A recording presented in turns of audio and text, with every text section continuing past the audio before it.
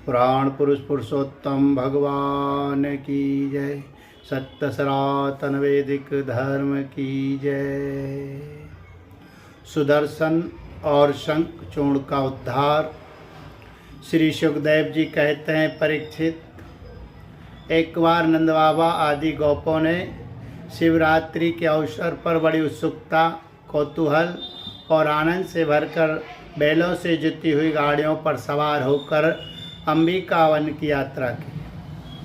राजन, वहाँ उन लोगों ने सरस्वती नदी में स्नान किया और सर्वांतर्यामी पशुपति भगवान शंकर जी का तथा भगवती अंबिका जी का बड़ी भक्ति से अनेक प्रकार की सामग्रियों के द्वारा पूजन किया। वहाँ उन्होंने आदरपूर्वक गौएं, सेना, वस्त्र, मधु और मधुर अन्न ब्राह्मणों को दे तथा उनको खिलाया पिलाया। वे केवल यही चाहते थे कि उनसे देवादिदेव भगवान शंकर हम पर प्रसन्न हो। उन परम भाग्यवान नंद, सुनंद आदि गोपों ने उपवास कर रखा था, इसलिए वे लोग केवल जल पीकर रात्रि के समय सरस्वती नदी के तट पर ही बेखट के सो गए। उस अंबिका वन में एक बड़ा भारी अजगर रहता था। उस दिन वह भूखा ही बहुत था। देववश वह उधर ही आ निकला और उसने सोए हुए नजदीकी को पकड़ लिया। नंद जी को पकड़ लिया। अजगर के पकड़ लेने पर नंद राय जी चिल्लाने लगे, बेटा कृष्ण, कृष्ण दौड़ो दौड़ो, देखो बेटा ये अजगर मुझे निकल रहा है, मैं तुम्हारी शरण में हूँ, जल्दी मुझे इस संकट से बचाओ। नंद बाबा का चिल्लाना सुनकर सब के सब गोप एकाएक उठ खड़े हुए और उन्हें अजगर के मुंह से देखकर घबरा गए। अजगर के मुंह में देखकर घबरा गए। अब वे लुकाठियों, अधजली लकड़ियों से उस अजगर को मारने लगे, किंतु लुकाठियों से मारे जाने और जलने पर भी अजगर ने नंद बाबा को छोड़ा नहीं। इतने में ही भक्त वत्सल भगवान श्री कृष्ण ने वहां पहुंचकर अपने चरणों से उस अजगर को छू दिया।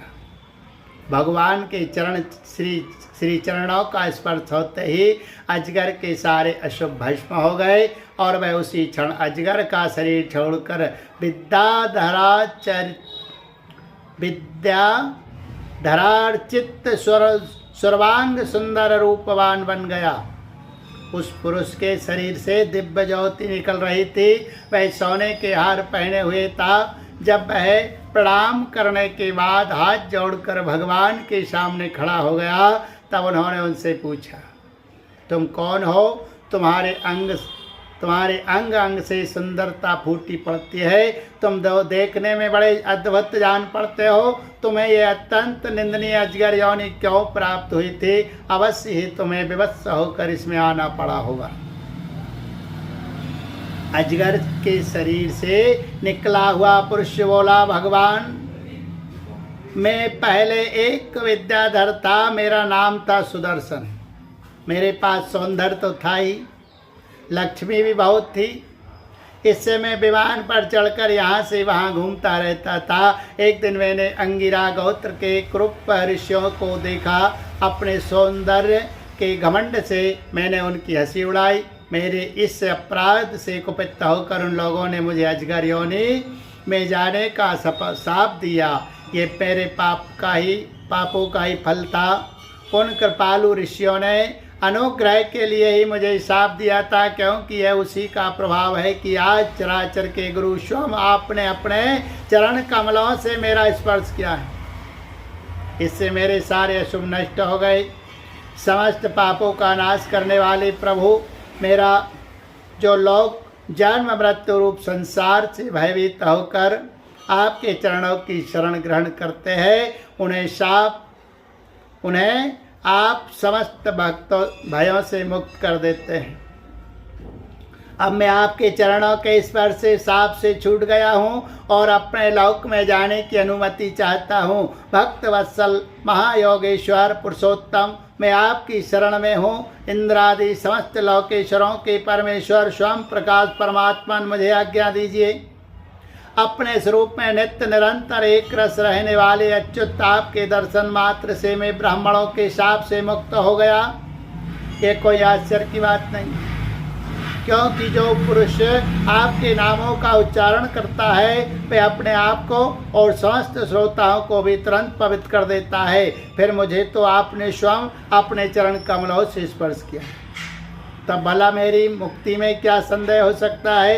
इस प्रकार सुदर्शन ने भगवान श्री कृष्ण से विनती की, परिक्रमा की और प्रणाम किया। फिर उनसे आज्ञा लेकर वह अपने लोक में चला गया और नंद बाबा इस भारी संकट से छूट गए। राजन, जब ब्रजवासियों ने भगवान श्री कृष्ण का यह अद्भुत प्रभाव देखा तब उन्हें बड़ा विस्मय हुआ। उन लोगों ने उस क्षेत्र में जो नियम ले रखे थे उनको पूर्ण करके वे बड़े आदर और प्रेम से श्री कृष्ण की उस लीला का गान करते हुए पुनः ब्रज में लौट आए। एक दिन की बात है, अलौकिक कर्म करने वाले भगवान श्री कृष्ण और बलराम जी रात्रि के समय वन में गोपियों के साथ विहार कर रहे थे। भगवान श्री कृष्ण निर्मल पीतांबर और बलराम जी नीलांबर धारण किए हुए थे।